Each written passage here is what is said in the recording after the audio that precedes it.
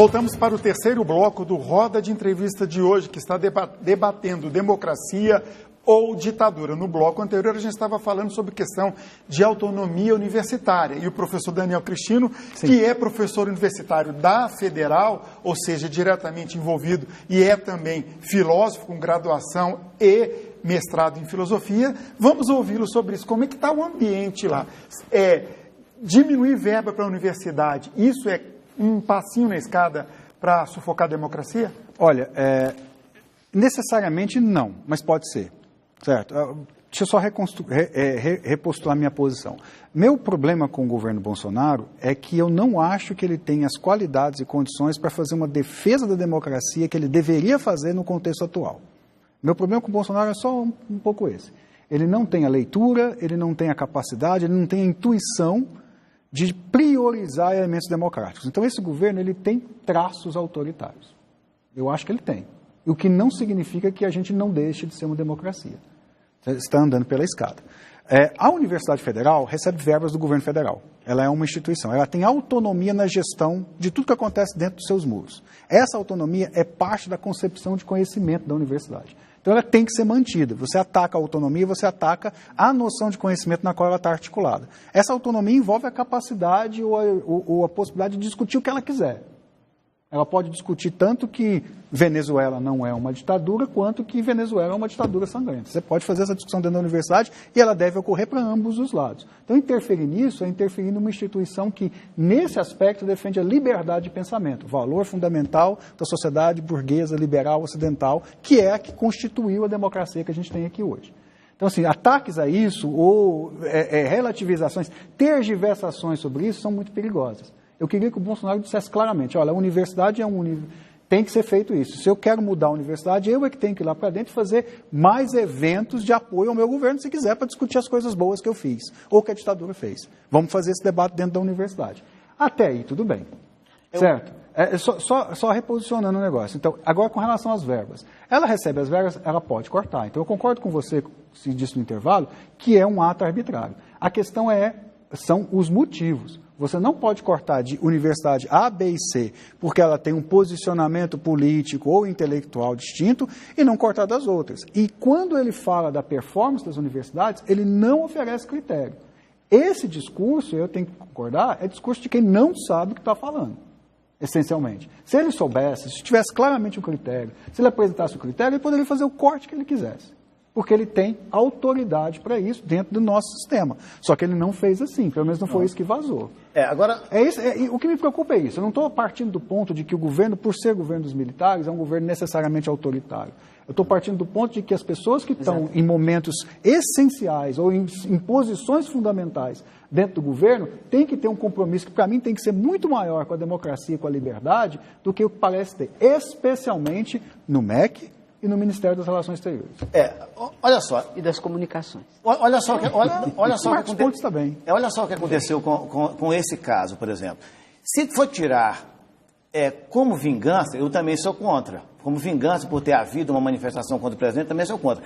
Mas o que deu a entender foi o seguinte, o corte linear, talvez por falta de dinheiro. Agora, sem dúvida, é falta de dinheiro. Por falta de dinheiro, não foi porque vai perseguir a universidade, vou tirar 30% daqui. E o que você acha, perdão te interromper, Nilson, com aquela proposta de diminuir investimentos em cursos de filosofia e ciências sociais? Isso aí é muito lero também. Lero de quem? Do próprio Ministério. Então, ganha uma proporção que não deveria e tal. Não é lero. Vou lhe dizer por que não é lero. Não, mas deixa eu terminar. Em relação ao que estava comentando o Daniel Cristino, em relação a isso é o seguinte... Eu acho que o que deve ser recuperado do início do governo é a promessa de investir em pesquisa. Por exemplo, havia uma perspectiva de que esse dinheiro, vamos tirar 30% de tudo. Mas se for aplicar os 30%, se não for a crise, se não for falta de dinheiro, for investir, por exemplo, no que ele quer. Ele não quer a ciência humana, digamos que ele quer a ciência biológica. Mas tem que aparecer o dinheiro de onde está isso. Você não pode privar a universidade dos 30% só porque está protestando contra ele. Aí já não é mais o ato. Eu falei, o Bolsonaro tomou uma decisão arbitrária do ponto de vista de árbitro que ele é. Arbítrio. Não é sentido de árbitro, é no sentido de árbitro. Agora, seria no sentido de árbitro se fosse nesse sentido de vingança. Mas, é como eu falei, numa democracia você tem deveres e direitos. Isso significa que as suas ações, especialmente governamentais, têm que estar bem fundamentadas. Elas não podem ser ações no sentido arbitrário, no sentido ruim. Não no sentido de árbitro. Mas não pode ser assim. O cara tem que dizer para a sociedade por que ele está tomando essas decisões. Professora. Então, não é lero, porque nós temos hoje uma reforma do ensino médio, onde ela traz uma concepção, e aí é uma luta democrática de ideias sobre educação. Concepções, para que serve a educação? Qual é o rumo da formação humana? A educação é só para formar trabalhador que para apertar botão, que aí vem uma concepção e aí que tira a filosofia, a história, as ciências humanas de uma forma geral, subtrai o seu peso na formação das pessoas, né? E a outra concepção de que é só a tecnologia e nós temos que formar tecnólogos para apertar botão, para poder fazer, para poder atender a indústria, ainda sem um projeto... com esse segundo grau, com esse ensino médio desse jeito, professor?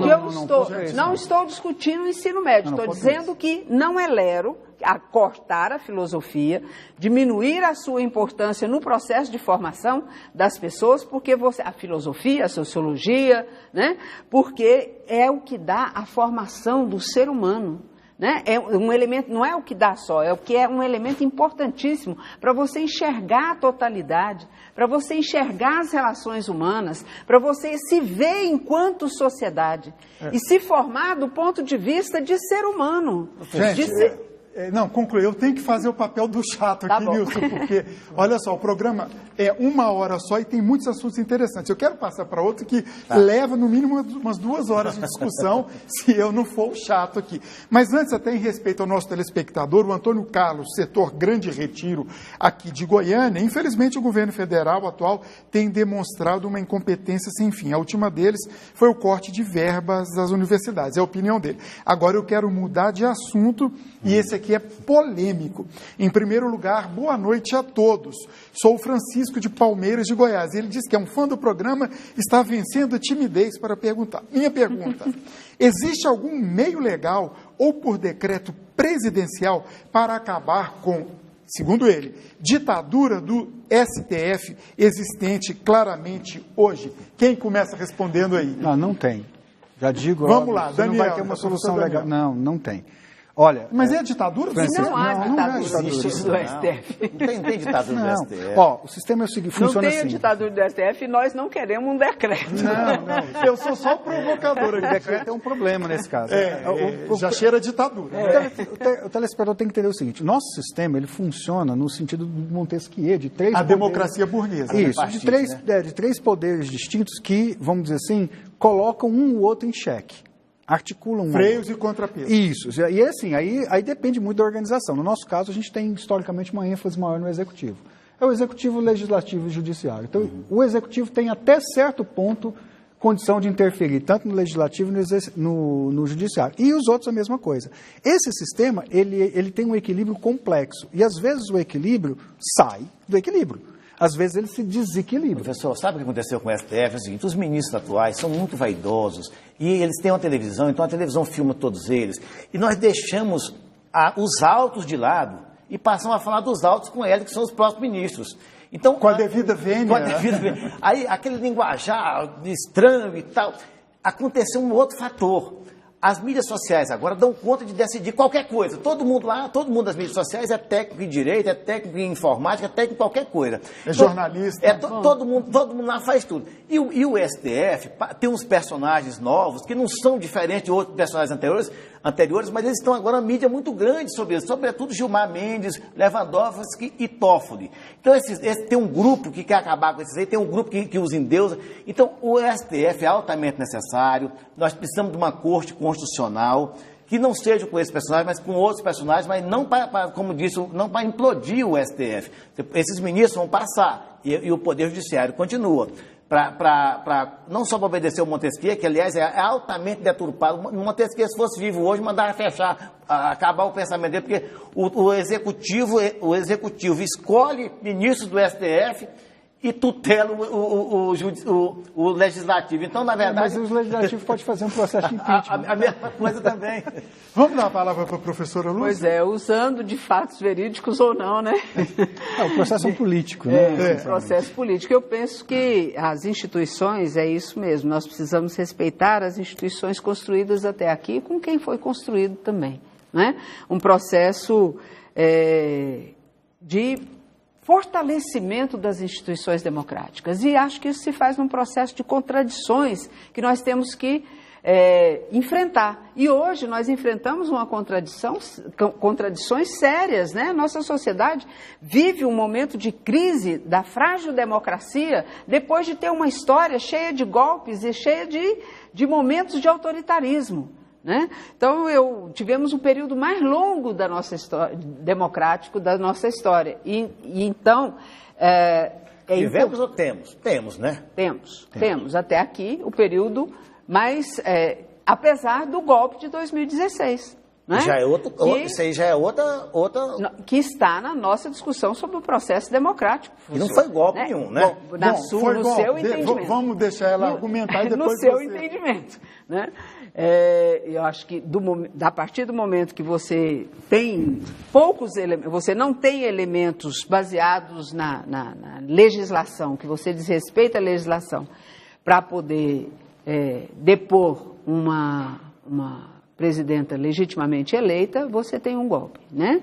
Então, nós tivemos um golpe em 2016 e isso ainda temos as nossas instituições funcionando, né? E temos polêmica, se é golpe ou se não é golpe. Temos o pensamento livre, temos acesso ao conhecimento. Nossos livros ainda não estão... A sua formação é de história, né? Minha formação básica é de história. Eu sou doutora em educação. A história vai dizer, de fato, se é ou não. Falando de história, eu queria contextualizar o nosso país, né?